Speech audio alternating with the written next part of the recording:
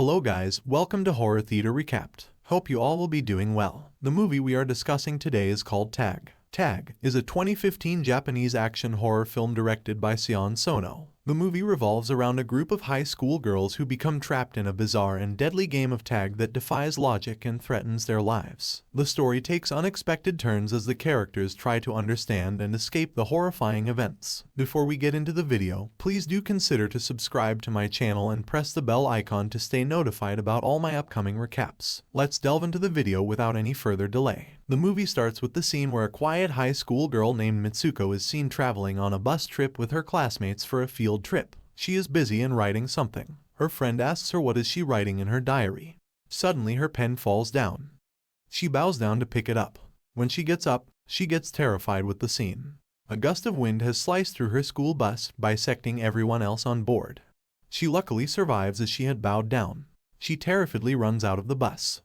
The wind chases her. She runs into 4 other girls. She tries to ask them to lay down. Before they could understand, the gust approaches them and kills all the other girls except one who listened to her. They see some other girls coming on bicycles. They try to tell them, but they were far away and the wind also bisects them from between. Also, the other girl with her falls a prey to the wind. The wind is killing everyone she comes into contact with. She manages to escape from there. Dazed, she stumbles onto a high school campus. She finds herself in a completely different reality where she is surrounded by many unfamiliar students and teachers. She is greeted by girls named Iki, Sir, and Tiko, who are also caught in this strange world. The wind again starts to blow. She becomes terrified and runs to hide. Iki comes to her and asks her why is she so scared. Confused and frightened, she tells her that she is not sure if it is her dream or reality. Iki takes her to the window and asks her to bring her hand out of the window. Nothing happens to her. Iki comforts her that it's all in her head.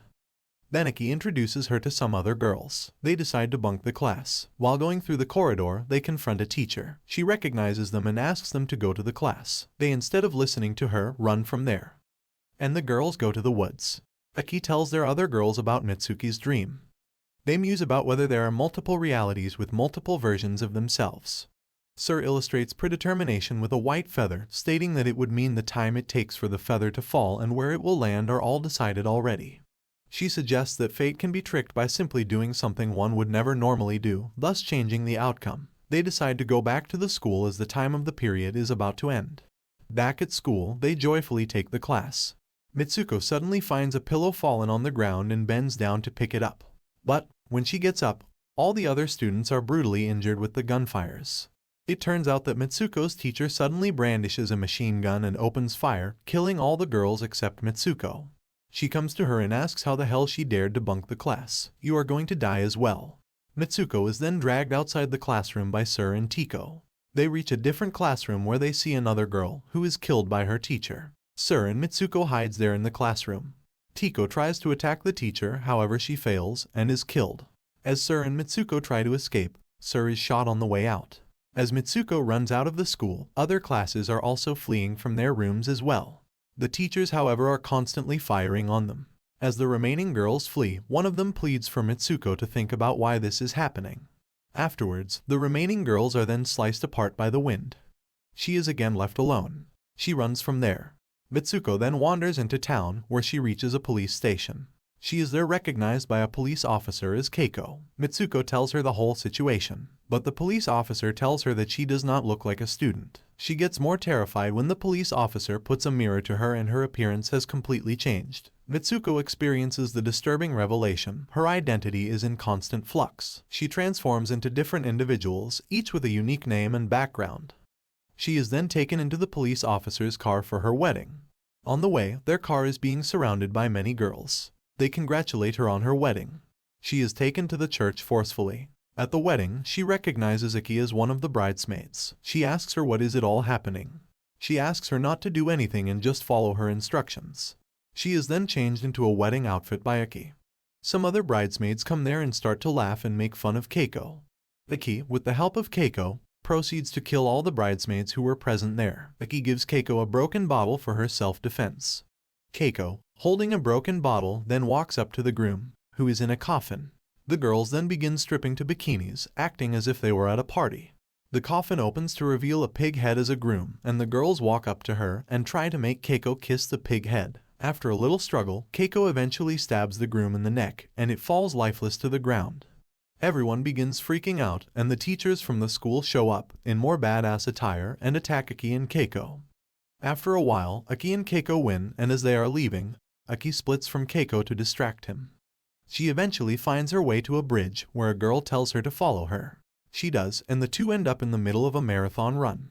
Mitsuko's identity has once again changed to Izumi. She passes a mirror and is once again horrified to see that her appearance has changed from a bloody wedding outfit to a marathon runner's outfit and a ponytail. Some girls come to her and asks her to run as she is a very good runner. She eventually finds Aki, Sir, and Tiko, who are all running the race. The teachers show up again, as well as the pig head, and they begin chasing the girls and kicking the other runners out of the way. She is then told to run from there and take a shortcut, where she finds a dark cave. In that cave, she encounters a group of revenant girls wearing uniforms. They all come to her and say, "We are dead and will kill you also." They try to kill her, stating that so long as she lives, they will continue to die. She is rescued by Aki, who reveals that they are all in a fictional world being observed by someone and that this someone will continue to kill everyone else unless Mitsuko, as the main character, does something to change it. She has to recall her name again and again to come back to her original look. She does the same and finally comes back to her original look. Each of the scenarios is a different world, and to reach the final one, Aki says that Mitsuko must brutally kill her by pulling cables from her arms. Mitsuko does not want to do this and is horrified by this. Aki forces her and she reluctantly does so. Aki's body rips into two parts and a portal opens. She goes through it. She finds herself in a lewd city called Men's World, filled with only men. She sees some boys in front of a poster of a video game. All the men there enjoy a violent 3D survival horror video game called Tag, depicting Mitsuko, Keiko, and Izumi as playable characters. A boy comes to her and tells her that you are in future. Hearing this, she gets unconscious. She then awakens in a temple where all the girls are showcased like mannequins. She finds a decrepit old man playing the game on his TV, showing the various trials she went through, and is horrified to see full-size models of herself, Keiko, Izumi, Aki, and all the other girls. The man tells her that she is in the future. 150 years ago, she was a girl he had admired as a fellow student. When she died, he took her DNA and that of her friends and made clones for his 3D game. A younger version of the old man appears and strips, beckoning her to come to bed with him. The old man tells her that this final stage is the fulfillment of his deepest wish, to sleep with her. She remembers that once Sir told her about tricking fate, that in order to escape a situation in this world, you must have to do which cannot happen in real. Mitsuko attacks the younger man, screaming at him to stop playing with girls like toys. She rips one of the pillows, showering the room with feathers. She commits suicide, to the shock of the old man, who had not made that part of his game. Finding herself once again in the beginning of each scenario, she simultaneously commits suicide on the bus, at the wedding, and during the marathon before any of the violent scenarios can begin. She then awakens alone in a field of white snow and runs away, realizing that it's over now. Overall, Tag is a mind-bending and visually striking horror film that explores themes of identity, conformity, and the struggle for personal freedom.